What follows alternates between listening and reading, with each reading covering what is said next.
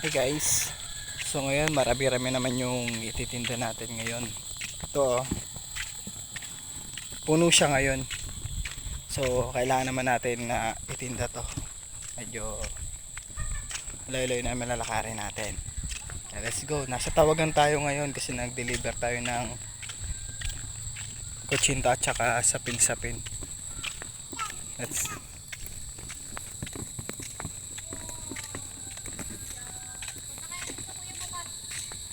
bukas po.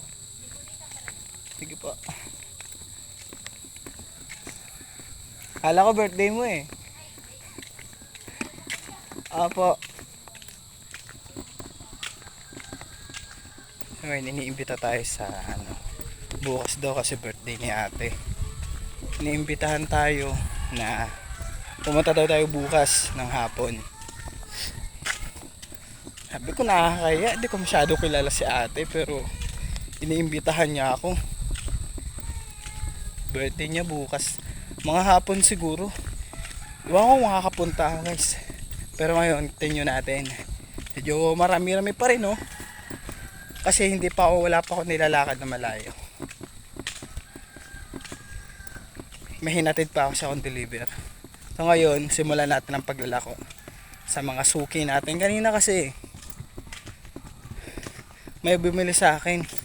So habang nasa balsa ako, dun sila nagla-lunch break na sila. Kumakain na sila habang nagsakay kami sa balsa. Kaya nakasalamuha ko rin yung dalawa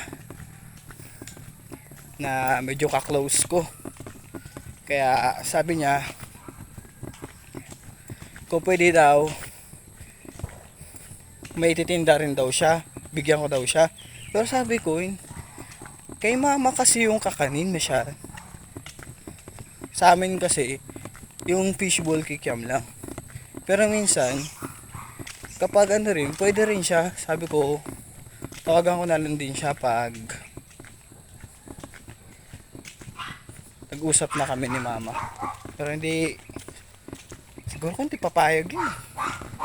Kasi income din namin yun. Kaya dito na ngayon oh.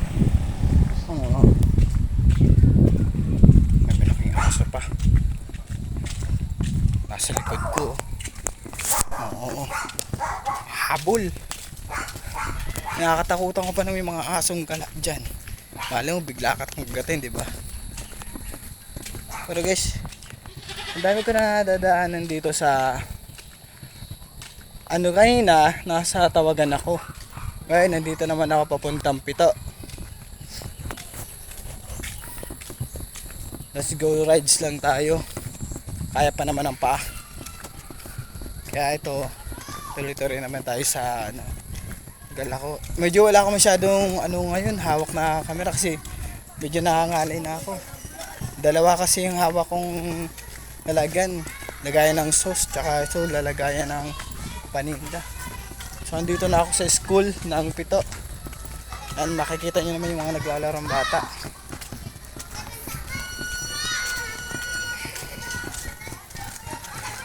And guys, nakikita nyo. Kaya ngayon, ay grabe, nakakangalay talaga ba. But guys, patuloy natin mamaya. Kasi medyo ngayon na ako